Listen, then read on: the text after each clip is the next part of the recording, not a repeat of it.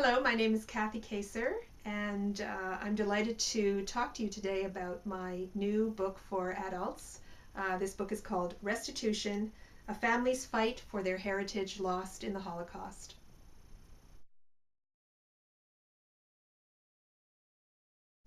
Well, Karl Reeser is actually the father-in-law of a law partner of my husband, a woman by the name of Elizabeth Forster. And years ago, when I had written my first book for young readers, The Secret of Gabby's Dresser, Elizabeth had given her father-in-law a copy of that book, thinking that since that book was set in the former Czechoslovakia and her father-in-law came from the same place, that he might be interested in this family story. And he in turn contacted me and said that he had a story as well, and it was a story about these 4 paintings. And as soon as I heard it, I thought, that's a remarkable story, and I would love to write it one day. But I kind of told him to sit on it for a while, and eventually I would get to it. And then about, I would say, 2.5 or 3 years ago, I contacted Karl, said I was ready to work on this story, and that's how our journey began.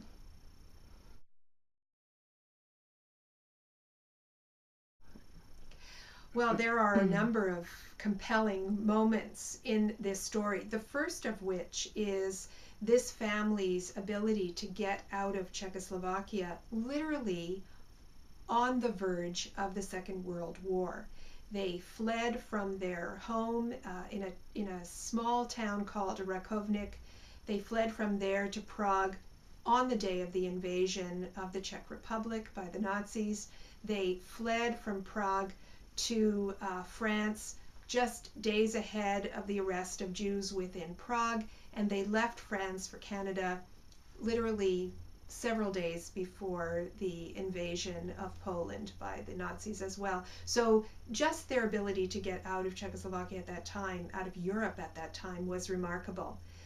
Then, of course, the discovery of these paintings years later was an unbelievable moment in this family's life.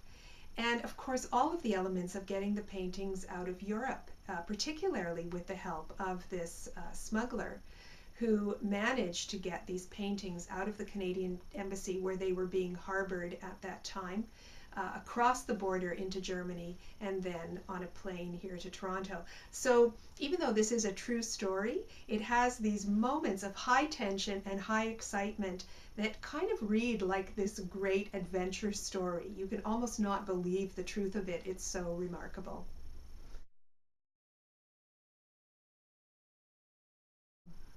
I think the saddest moments are probably tied to Karl's mother.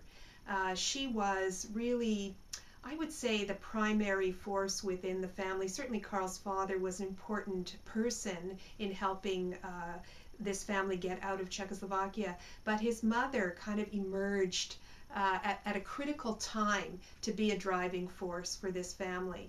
So everything about her efforts to get the family out of Czechoslovakia and her love for the paintings are really quite compelling. Sadly, she never lived to see the day when the paintings were restituted back to her family. She died without knowing what had happened to them, believing that they had been left behind. So I think for Karl and for me as well, those were very poignant moments when he talked about his mother's role and the fact that she had always wanted to leave a legacy for her family, and she believed she'd been unable to do that. Well, you're right. There are many stories of stolen art during the Second World War, and so Karl's is one of many that exists out there. And he is, of course, one of the fortunate ones because the paintings resurfaced miraculously after years and years. I mean, they'd really sort of gone from his mind at that point when letters arrived saying that the paintings were still around. So they resurfaced after years and years. He set out to try to get them back, not at all knowing if he'd be able to or not. And so the second miraculous part of this is that in fact he was able to locate them, bring them out of the country, and bring them back to his home. We know that there are many, many families who lost belongings, art, and other things during the Second World War. To this day, even if they believe that those works of art still exist somewhere, they have not been able to find the means or resources or allies to help reclaim them. So Karl's story is certainly miraculous in that regard.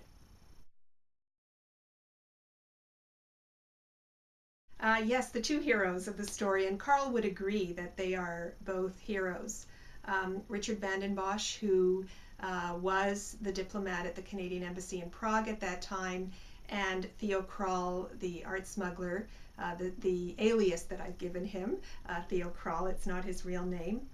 And both of them, again, it's these moments of incredible surprise that turn out to be the most fortuitous moments in one's life.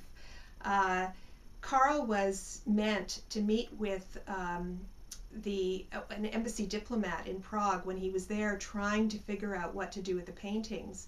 And that person was called away at the last moment, and Richard Vanden Bossche stepped in to take his place.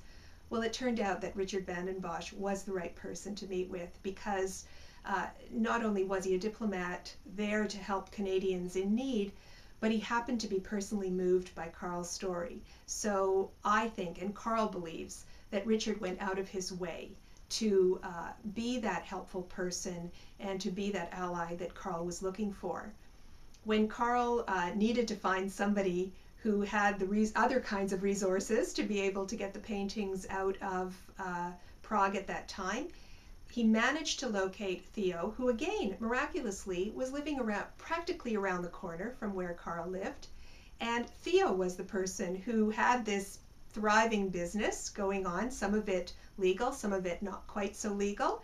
And Theo was equally moved by Karl's story and agreed to take this on. There was a fee for his services, but beyond the fee, he simply believed that Karl had a right to these belongings, and so he went out of his way to help him as well. Two remarkable people and really true heroes in every sense of the word.